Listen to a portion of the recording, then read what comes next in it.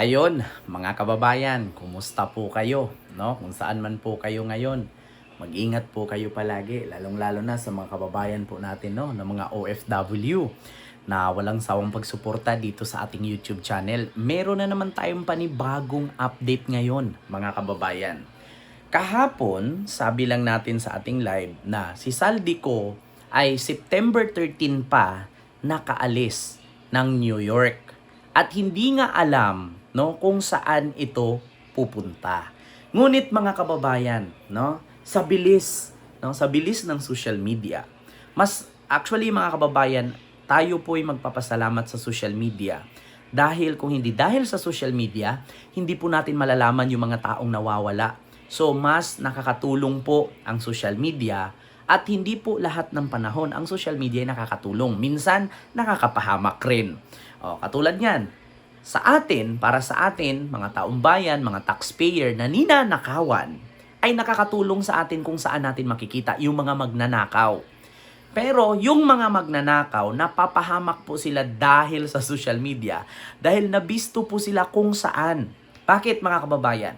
Si Saldico po ay September 13 pa lang nakaalis na ng New York, Amerika. At hindi alam kung saan daw ito pumunta. Ngunit mga kababayan, meron pong isang post na kung saan namataan si Saldico sa Singapore. Sa Singapore po siya papuntang Spain, no?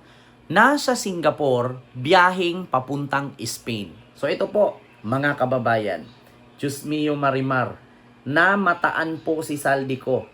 Mga kababayan, ito po nakalagay sa isang balita sa Politico. Ito po.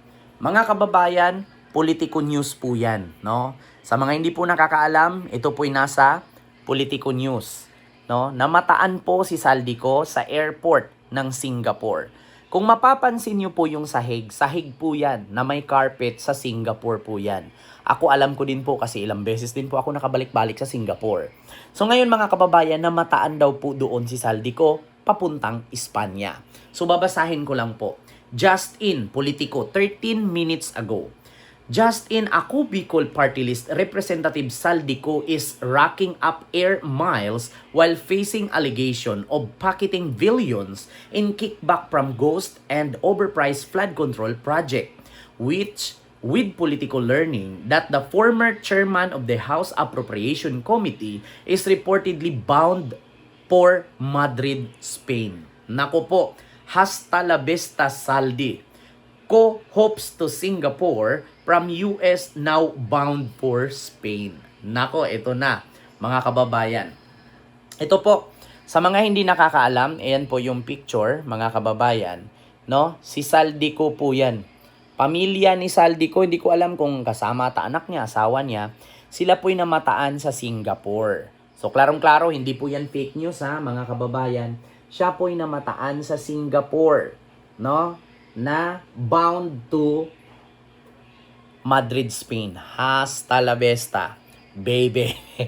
So, ito po, mga kababayan, babasahin ko lang. Hasta la vista, Saldico hopes to Singapore from US now bound for Spain. And nakalagay po dito, ayan nga, mga kababayan, this marked yet another stop in his international trail. Politico has obtained a copy of Coast Visit Pass from the Singapore Immigration and Checkpoint Authority confirming his entry into the city-state. The document shows Ko was issued a 30-day visit pass on September 16, 2025 at 3:12 p.m. valid until October 16, 2025. Travel records from the U.S. Customs and Border Protection earlier revealed that Ko flew into New York City on August 26 and departed on September 13.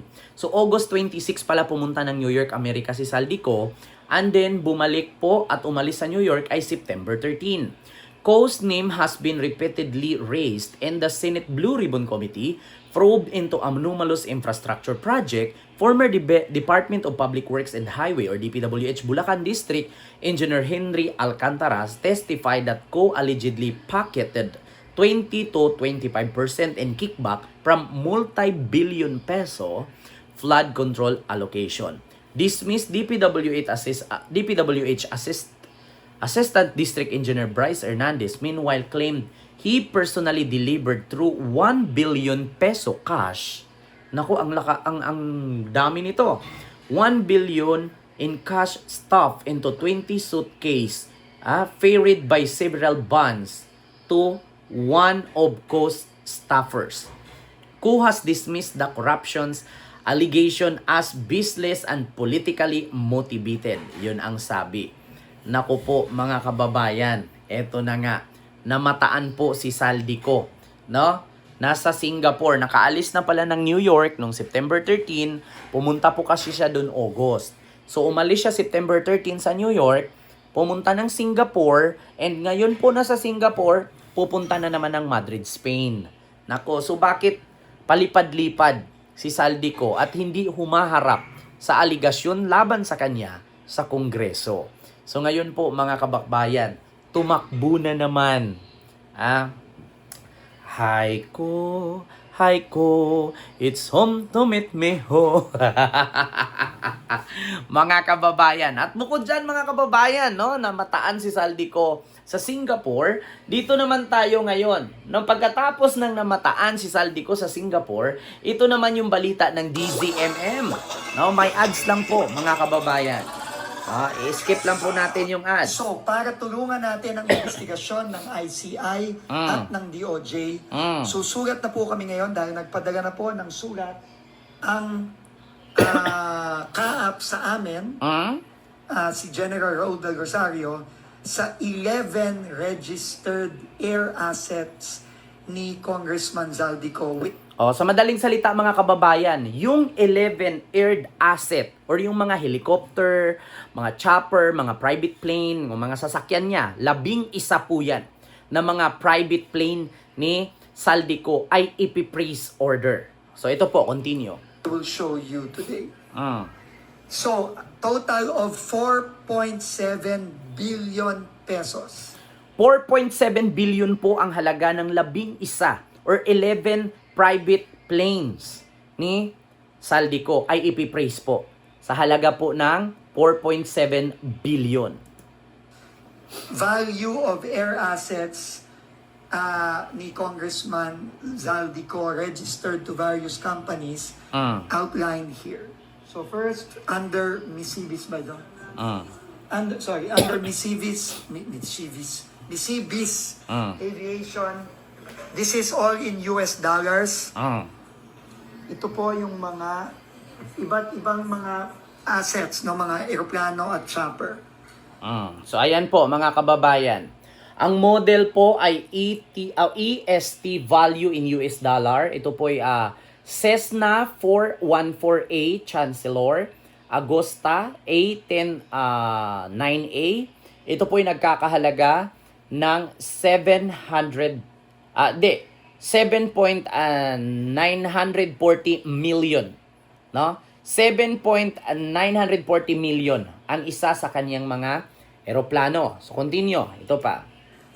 Next is High Tone Construction Development Corporation, also I think connected to Congressman Zaldico.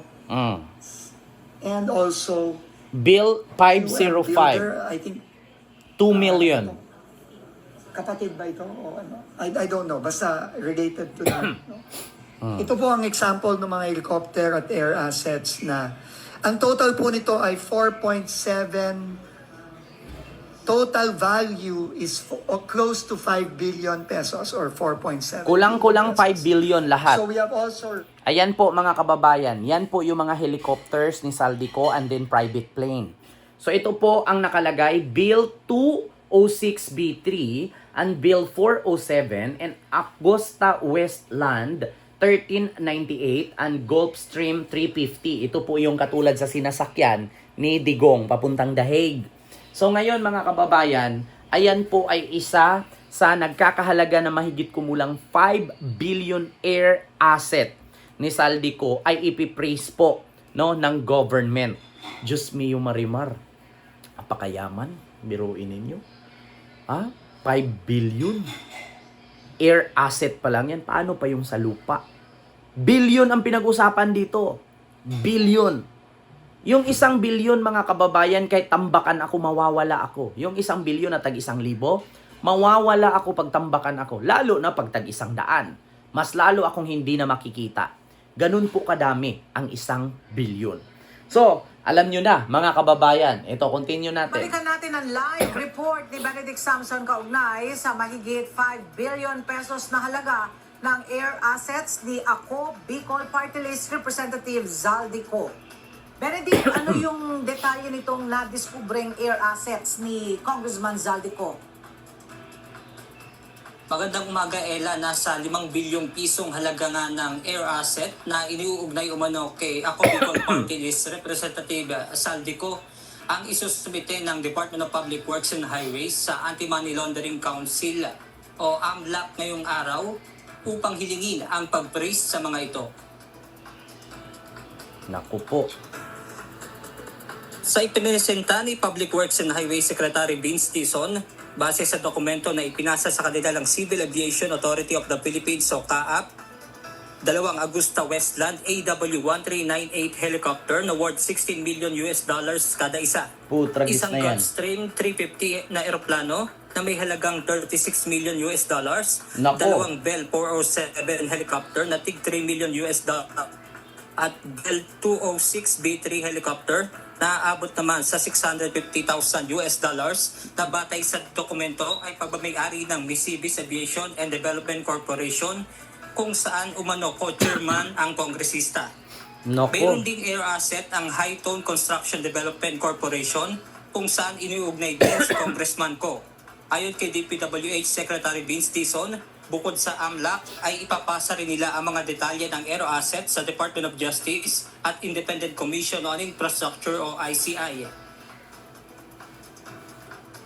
I've already informed Secretary Remulla that these air assets have already been submitted to us by CAAP, and we are forwarding this to DOJ, ICI, and AMLC today. Ayan na, mga kababayan. Kita nyo na po, ipinipraise na po ang halagang 5 million no, na mga air asset ni Zaldico, mga kababayan. Diyos mio Marimar, eto na nga ang sinasabi ko sa inyo. Grabe, no? Mga eroplano, helicopter pa lang yun. Wala pa yung lupa, wala pa yung bahay. Nako po. So yun lamang po mga kababayan, yung ating update ngayon.